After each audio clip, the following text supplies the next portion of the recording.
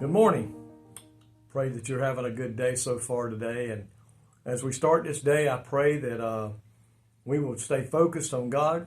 We'll quote that scripture about this is His day that He's made for us, and we'll be glad and rejoice in it. And I'm looking forward to a great day in the Lord today. And maybe somehow I get to share Him with somebody, maybe a fellow Christian that's going through some problems or needs encouraging, or maybe a lost person who's looking to be saved.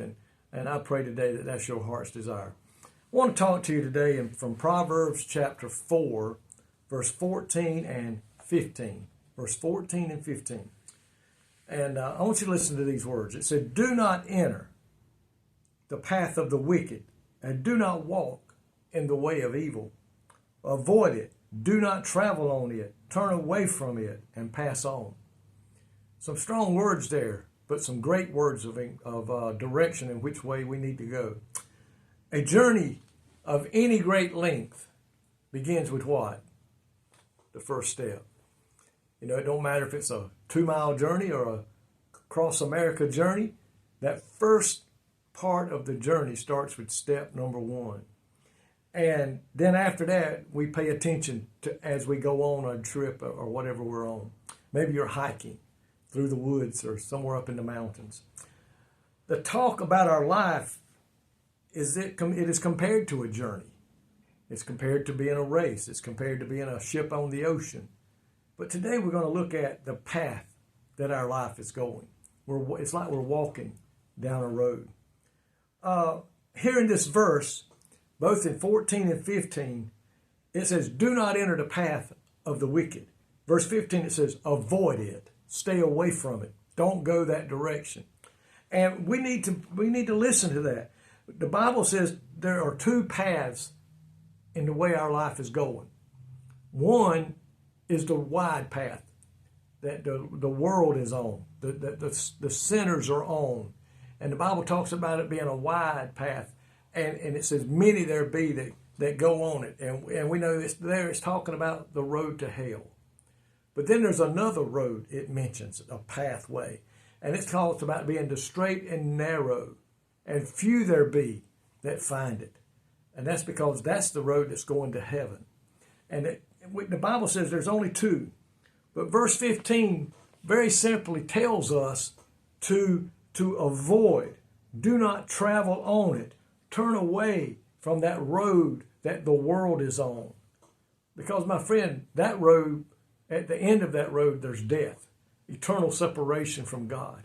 So today, we need to stay off of that path. And if we're on that path, along the way, we can come off of that path if we just surrender to God and ask Him to cleanse us from sin and put us on that road that's going to lead to heaven. Child of God, we must keep our focus.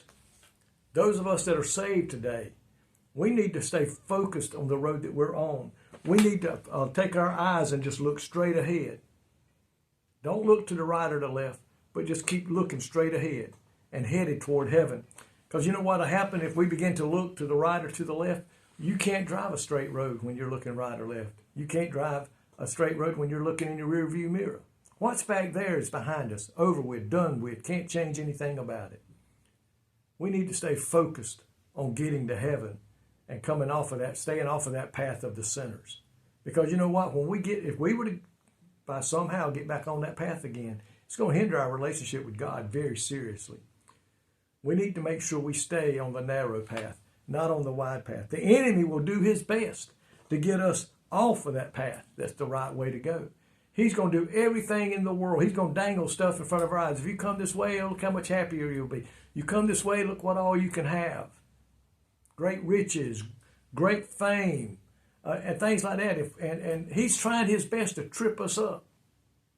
And if you're lost today, he's doing everything within his power to keep you on that path. Because he knows if you come off of that path, he's lost you. And now you belong to God, and he don't want that. Not that he cares for you, he don't. He don't care for you one bit. If he knocks you down and you find yourself hurting, you think he's going to come help you? No. You'll never see him helping you up. But I can assure you of this. If you'll get on the road to heaven, you'll get off of that road to hell and give your heart and life to God and begin to walk down that road. And if you trip and fall, you know what? God will be there to help you up. He'll have an angel walking with you to help you get up off of that ground and keep on going the way you need to go. So look at what those two verses said. Do not enter the path of the wicked, and do not walk in the way of evil. Stay away from it. Avoid it at all costs. Avoid it. Do not travel on it. Turn away from it and pass on by. If the devil comes to you, just rebuke him in the name of Jesus Christ. You just say, get behind me, Satan. I'm headed to heaven, and I have no time for you, and I'm not going to give you any time. I'm on my way to heaven. Stay alert. Keep your eyes alert and wide open so that you can see it before he ever gets to you. Don't give an inch to the devil, because he does not care for you, nor does he love you. All he wants to do is destroy you and keep you from God. And I pray today that we will avoid that at all costs.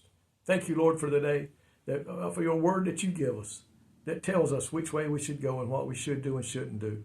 Guide us, Holy Spirit, in the way that you would have us to go, that we will be found living the life that will please you and bring you honor and glory. In Jesus' name, amen. May God richly bless you today, is my prayer.